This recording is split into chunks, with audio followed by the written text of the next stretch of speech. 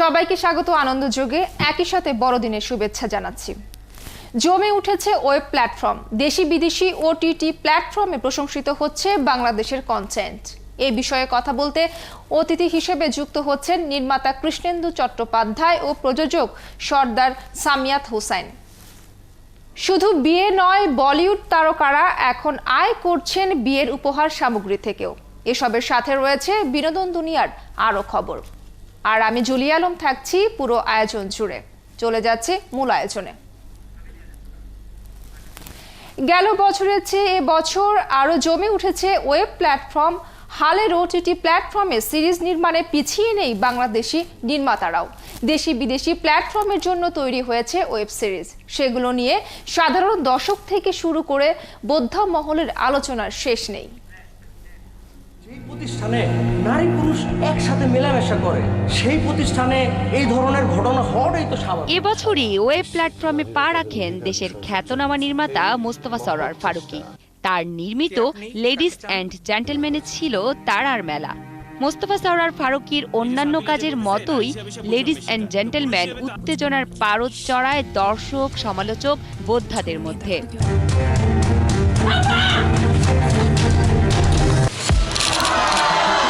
জীবনে দুই ধরনের মানুষের কাছে কোনোদিন সত্য গোপন করবেন না, এক মা, দুই পুলিশ।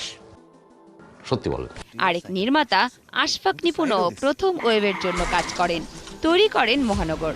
বাংলাদেশ তো বটেই, ভারতের পশ্চিমবঙ্গের শীর্ষ পত্রিকাগুলো থেকে টালি তারকারা প্রশংসায় পঞ্চমুখ ছিলেন মহানগর নিয়ে। যতক্ষণ পর্যন্ত এখানে আসলে নীতিমালা, সেন্সরশিপ চেপে না বসে, আমি দেখতে পাচ্ছি আসলে ওয়েব সিরিজ, ওয়েব কন্টেন্ট বা ওয়েব ফিল্ম, যে কোনো ওটিটি সাবস্ক্রিপশন বেসড কন্টেন্টেরই ভবিষ্যৎ খুবই উজ্জ্বল। ওয়েবের আরেক নির্মাণ কন্ট্রাক্ট। তানিম নূর ও কৃষ্ণেন্দু চট্টোপাধ্যায়ের পরিচালিত ওয়েব ফিল্মে অভিনয় করেন এক ঝাঁক তারকা শিল্পী। এটির কাহিনী বেশ নাটকীয় এবং রোমাঞ্চকর বটে। মোহাম্মদ নাজিম উদ্দিনের লেখা বেগবাস্টার সিরিজে পলিটিক্যাল থ্রিলার ধর্মী উপন্যাস অবলম্বনে নির্মিত হয়েছে ওয়েব সিরিজটি। সবগুলা গাজীরে একদম শহীদ বানায় ছাড়া। ক্রাইম থ্রিলার ঘরানার সিরিজ মরিচিকা দিয়ে যাত্রা শুরু করে দেশের ওটিটি প্ল্যাটফর্ম চরকি। এরপর চরকিতে একে একে আসে তারকাবহুল অনুলৌকিক অমিতাভ রেজা চৌধুরী, মুন্সিগিরি। আমি জুয়েল।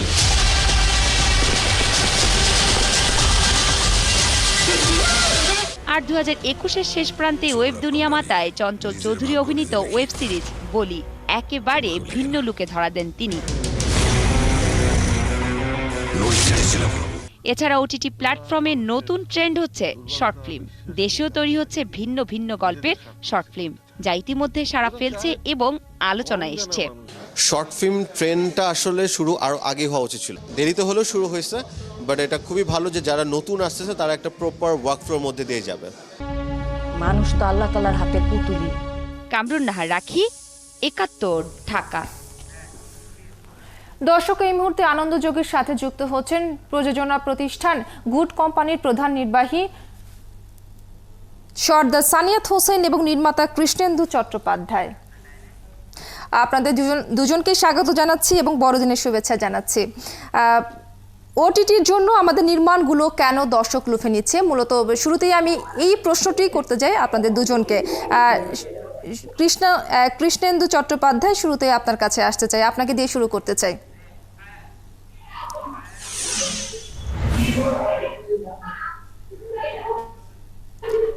কৃষ্ণেন্দু চট্টোপাধ্যায়, আশা করছি আপনি আমাকে শুনতে পাচ্ছেন। আমার প্রথম প্রশ্নটি আপনার কাছে, ওটিটির জন্য আমাদের নির্মাণগুলো কেন দর্শক লুফে নিচ্ছে, এর পেছনে কারণ কি বলে মনে করেন?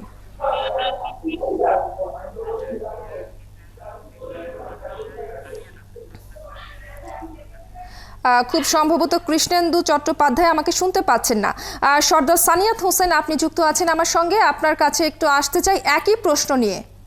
আশা করছি আপনি আমাকে শুনতে পাচ্ছেন। সামিয়াত হোসেন, আমি আপনাকে শুনতে পাচ্ছি, আপনি কি আমাকে শুনতে পাচ্ছেন? জি, শুনতে পাচ্ছি। কৃষ্ণেন্দু চট্টোপাধ্যায়,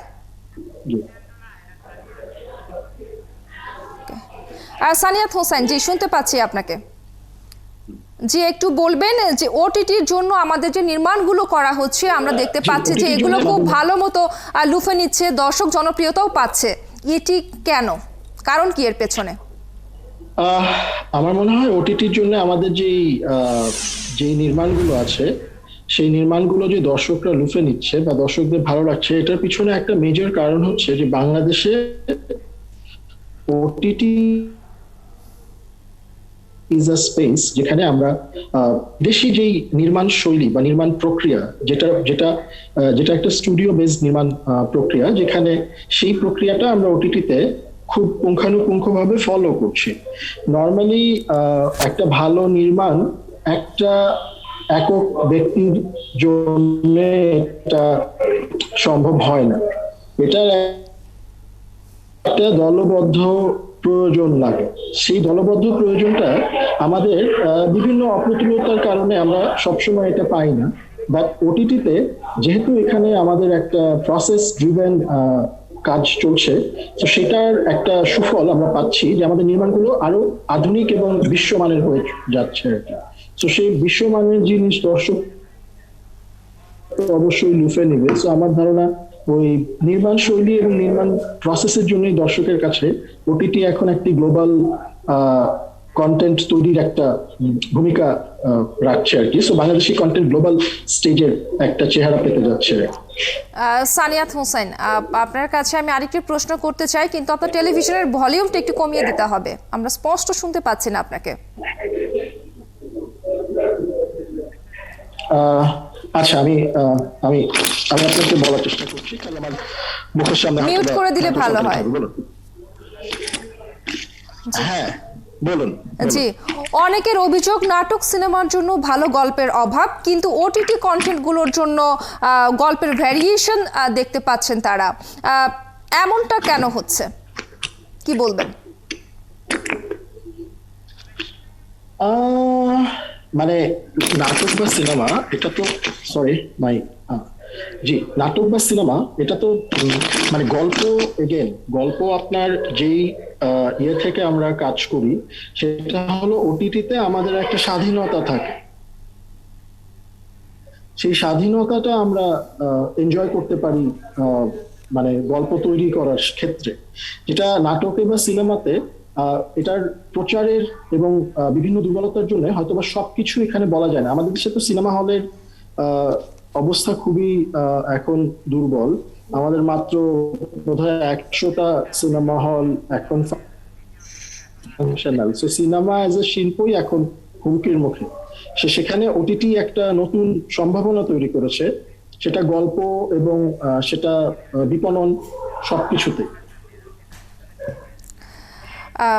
সর্দার সানিয়াত হোসেন, আমাদের দেশীয় যে কন্টেন্টগুলো রয়েছে এগুলো বিদেশি ওটিটি প্ল্যাটফর্মগুলোতে কিন্তু বেশি জনপ্রিয় এবং বেশি পরিমাণ দর্শক দেখছে এবং জনপ্রিয়ও হচ্ছে, কিন্তু আমাদের তো নিজস্ব প্ল্যাটফর্ম রয়েছে। আমাদের সেই প্ল্যাটফর্মগুলোতে কন্টেন্টগুলোর কি অবস্থা, বা সেগুলোতে খুব বেশি গ্রহণযোগ্যতা মনে হচ্ছে যে পাচ্ছে না, এই বিষয়টি কেন?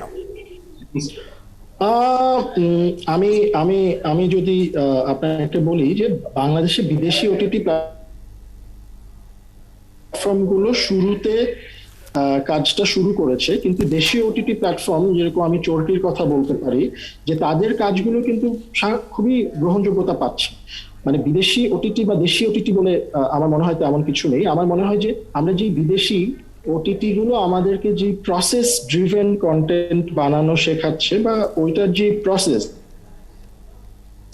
সেই প্রসেসটা দেশি বিদেশি যেই সেই প্রসেস গুলো ফলো করে কন্টেন্টটা বানাবে, আমার ধারণা গ্রহণযোগ্যতা তারা সবাই পাবে। এটাতে ওটিটি প্ল্যাটফর্মের কি বলবো জাতীয়তাবাদের থেকে আমার মনে হয় যে কিভাবে কাজটা করা হচ্ছে সেই প্রসেসটা অনেক বেশি গুরুত্বপূর্ণ। সো এবং সেটা একটু খেয়াল করলে আমরা দেখতে পারি যে দেশীয় প্ল্যাটফর্ম চরকি যে কিছুদিন আগে যে যাত্রা শুরু করেছে, তারাও এখন আপনিও যেই নামগুলো বললেন, ধরুন উনলৌকিক অথবা নেটওয়ার্কের বাইরে, এই কন্টেন্ট গুলো বা মরিচিকা, এগুলো সবই চরকির কন্টেন্ট। সো আবার মানে সো আসলে দেশ বা বিদেশ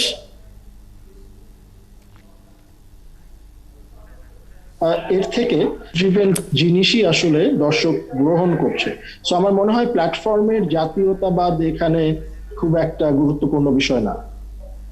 আচ্ছা, কিন্তু আমাদের এই ওটিটি প্ল্যাটফর্মগুলোকে আপনার কাছে কি একটু মনে হয় না যে যেখানে জি5 বা নেটফ্লিক্স, অ্যামাজন প্রাইমের মতো ওটিটি প্ল্যাটফর্মগুলো মানুষের কাছে বেশি গ্রহণযোগ্য বা সেগুলোর প্রচারণাও অনেক বেশি, সেই তুলনায় কিন্তু আমাদের ওটিটির যে প্ল্যাটফর্মগুলো রয়েছে সেগুলোর খুব বেশি একটা প্রচার কি আমরা দেখতে পাই? আসলে এটা আমি আপনাকে বলি যে সেটা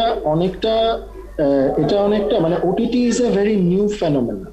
মানে over the top streaming services এটা ঠিকঠাক মতো গ্লোবালি এসেছেই ধরুন 4-5 বছর আগে। মানে নেটফ্লিক্সেরই জনপ্রিয়তা সেটাও মাত্র 5-6 বছরেরই জনপ্রিয়তা, হয়তোবা তার আগে এরকম বিশ্ব জনপ্রিয়তা এই প্ল্যাটফর্মগুলো ছিল না। সো আমার আরো মনে হয় যে আমাদের বাংলাদেশি প্ল্যাটফর্মরা অনেক তাড়াতাড়ি বিশ্বমানের দিকে এগিয়ে যাচ্ছে, যেহেতু এটা খুবই নতুন একটা জিনিস। আপনি চিন্তা করেন যে লেটস সে মোটরসাইকেল, সেটা প্রথমে আমেরিকাতে বা ইউরোপে বানানো হলো, তারপরে জাপানে বানানো হলো, তারপরে একটা বাংলাদেশি কোম্পানি হতে যে পরিমাণ সময় লেগেছে ওটিটি কোম্পানি হতে কিন্তু তত সময় লাগছে না। সো আমরা অনেক তাড়াতাড়ি বিশ্বমানের দিকে আগাচ্ছি। সো এটা রাদার আমি বলবো যে এখন কম্প্যারিজন না করে আমরা যে অতি দ্রুত আমাদের বিদেশি ওটিটিদের সাথে আমাদের নিজেদের গ্যাপটা পূরণ করার দিকে আগাচ্ছি, ওইটা রাদার আমার কাছে অনেক বেশি সম্ভাবনার মনে হয়। কিন্তু এই ধরনের অভিযোগ বলবো কিনা সেটি হচ্ছে যে আমাদের নির্মাতারা ওটিটি প্ল্যাটফর্মের জন্য যে ধরনের কন্টেন্ট তারা তৈরি করছেন, কিন্তু সেইখানে আমাদের দেশের সংস্কৃতি বা আমাদের দেশের যে কালচার সেই বিষয়গুলো আসলে কমই উঠে আসছে। পার্শ্ববর্তী দেশ ভারত কিংবা অন্যান্য কালচার ভিত্তিক কন্টেন্ট আমরা বেশি মেক করছি কিনা, আপনার কাছে কি মনে হয়?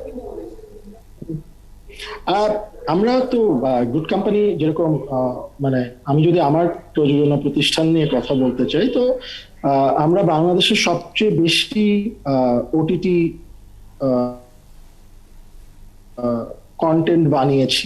মানে আমরা লাস্ট 4 বছরে বাংলাদেশে আমাদের থেকে বেশি ওটিটি প্রযোজনা আর কেউ করেনি। সো সেই জায়গা থেকে আমি যেটা বলতে পারি সেটা হচ্ছে যে ওটিটি যেহেতু একটা গ্লোবাল ফেনোমেনা, মানে আপনার কন্টেন্ট আপনি যেরকম দেখতে পাবেন সেরকম লেটস সে একটা স্প্যানিশ লোকও দেখতে পাবে,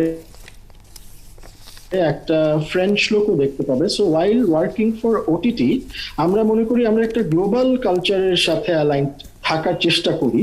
যেরকম ধরুন money heist is a Spanish show. So একটা স্পেনের শো ও কিন্তু বানানোর সময় একটা গ্লোবাল কালচারালের কনটেক্সটে ওটাকে ডিজাইন করা, যাতে আপনি বাংলাদেশ থেকে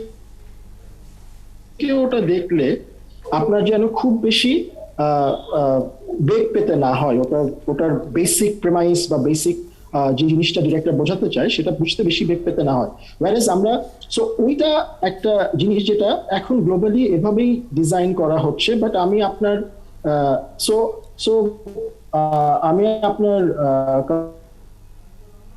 কনসার্ন বা আপনার অবজারভেশনটা তো অবশ্যই জানি বা বুঝতে পেরেছি। সো আমরা এই বছর 2022 সালে আমরা আরো রুটেড, আরো deeply Bangladeshi concept we are trying to develop, যেগুলো আমরা সামনে বানাবো। বাট শুরুতে আমাদেরকে কিছু গ্লোবাল অ্যাঙ্গেল বা গ্লোবাল সিটিজেনদের জন্য কিছু জিনিস আমাদেরকে বানাতে হয়েছে।